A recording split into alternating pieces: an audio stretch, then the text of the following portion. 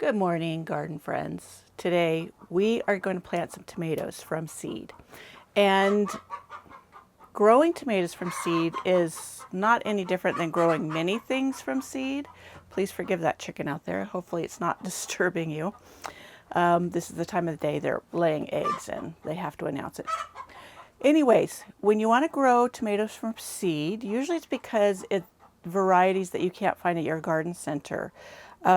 There's nothing wrong with buying what you can get at the garden center. In fact, many garden centers are starting to carry, or have been for a couple of years, heirloom varieties that you usually had to start on your own from seed. San Marzano is one of my favorite paste tomatoes, and before I used to have to grow it from seed to get it. Now, garden centers or growers have figured out that we do want those heirloom delicious tomatoes and not just current hybrids.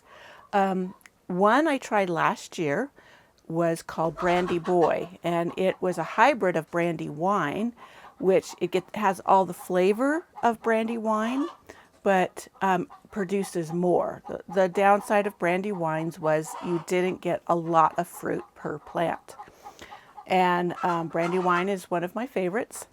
So I tried Brandy Boy. Burpee Seed is the one I got it from, and loved it. It performed beautifully. It had all the flavor, and so I'm growing it again this year.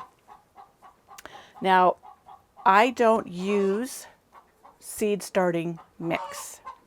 Many will recommend that, and they say because it's looser and the roots, the tiny little roots, need that looser soil to grow. Well, come to find out, I've been dealing with some botanists, and they're studying plants and how they grow using computer technology.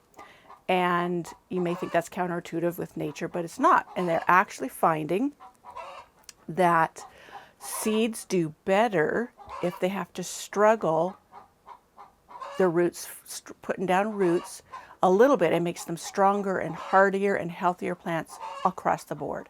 So if you want to use seed starting mix, go right ahead. I just use regular potting soil, some of my own compost that I have loosened up with some rice hulls, that's Hulls, and or perlite, and just makes it a little bit looser so it doesn't become a hard block. But that's not really necessary as per these botanists we've been dealing with for different a grow project that has nothing to do with my channel. So anyways, so let's get going. You don't need these 6-packs. Even sometimes I reuse them. I sterilize them and reuse them, but you don't need that. I like growing in a tray or in just one container and then dividing them out.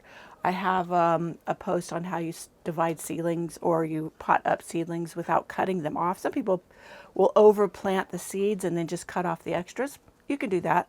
I actually prick them out and pot them up. Some say be careful of disturbing the roots. I've tried it both ways. I've had no detriment to my seedlings from potting them up and semi-disturbing the roots. So there's a lot of things that people say, but they've never really tested one against the other. They just take what other people say for gospel and don't experiment. But I have experimented and no difference whatsoever. So that being said, this is one of those live salad containers. It's usually this way, and you've got the salad, the butterhead lettuce. Well, I've taken it and sterilized it, which I do. It's 1 part bleach to 10 parts water, something of that nature, and then I wash it and sanitize it. And that's about it. I've poked holes in the bottom. I do that with a fondue fork that I've heated, either with sterno. I'll plug in, I think, a piece of a video where I was doing it with sterno. And I just heat it enough to poke holes. You can do it with a screwdriver. You could do it with a knife. You can actually poke holes without heat using a utility knife. I just find this easiest for me. The top I did not poke holes in. That's going to be the mini greenhouse. It will get enough air through the edges. So I've put my soil. This is some potting soil. And if you're worried about there being contaminants in your potting soil, and it's not sterile like seed starting mixes are, put some in a microwave safe dish and microwave it for 3 minutes, 2 to 3 minutes. Let it cool and it's sterilized. So you don't have to worry about any fungus or bugs or whatever you might be worried about. I don't always even do that, so I'm just a fly by the seat of my pants type. I have soil in my box, in my little container, and then I will move you closer so you can actually see what I am doing. So here we are a little bit closer. So there's my compost, potting soil, whatever you want to call it. And I'm starting out with some of those Brandy Boy. Let me get the seed packet for you so you can see. So here's the seed packet, Brandy Boy hybrid. And I'm actually going to plant several or a couple different varieties in here. First, the Brandy Boy. I'm going to plant these just 3 across. And I'm just going to press them in, put a little bit on top, not a whole lot. And then what I'll do is I will put a little divider plant marker in between. Let me get my pen. So I will write the name on it. Brandy Boy. And I'll put it facing that. Let me see if it's going to fit. Yep. So over there is the Brandy Boy. I'm getting ready to sneeze.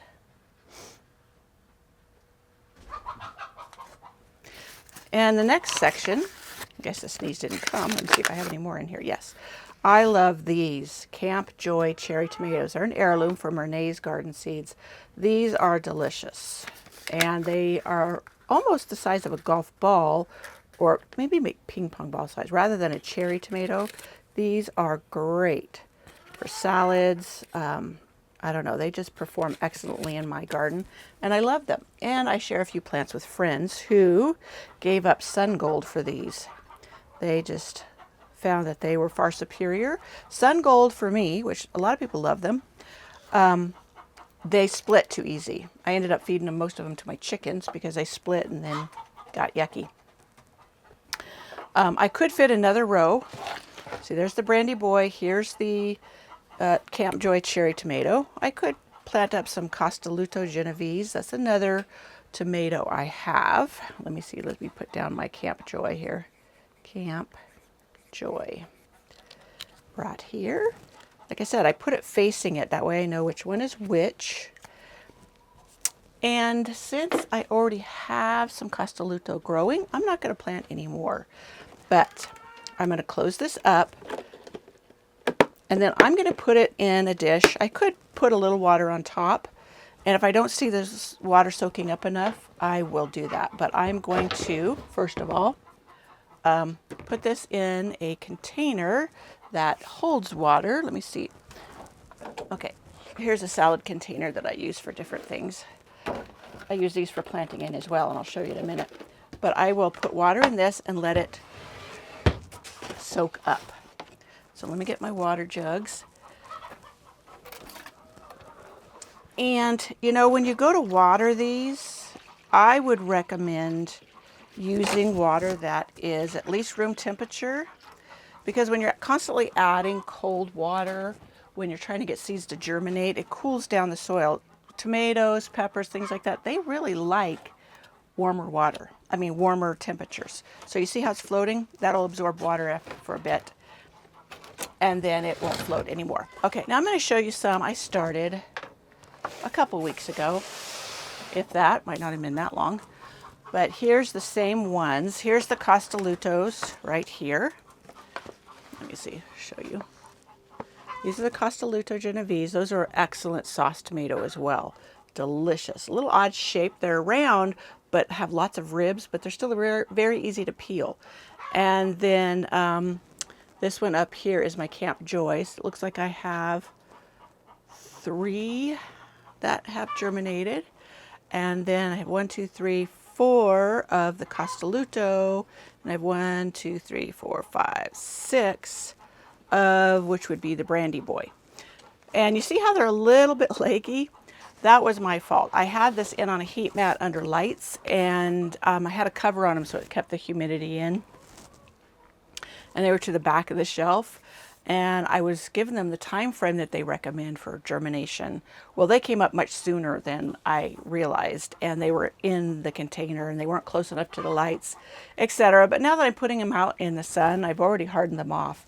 They're starting to bulk back up. And when I transplant them or plant them up into pots, I will bury the stem a little bit and they'll grow more roots out of the stem. So that'll shorten them up and make them a little bit stockier. But that's why they look a little leggy. Now, the ones I start today, I'm going to keep out here in the greenhouse. Being so late in April, the daylight length is optimum for them growing well. We get very warm. We've had very mild, warm days. We are going to get a little bit of snow this weekend, but they will be fine in the greenhouse. If you don't have a greenhouse or lights, you don't have to have those to grow tomatoes from seed successfully. If you have a south-facing window that gets good light, that will work fine. I have a neighbor just a couple days, miles down the road, who grew hers on her windowsill, and they're looking beautiful.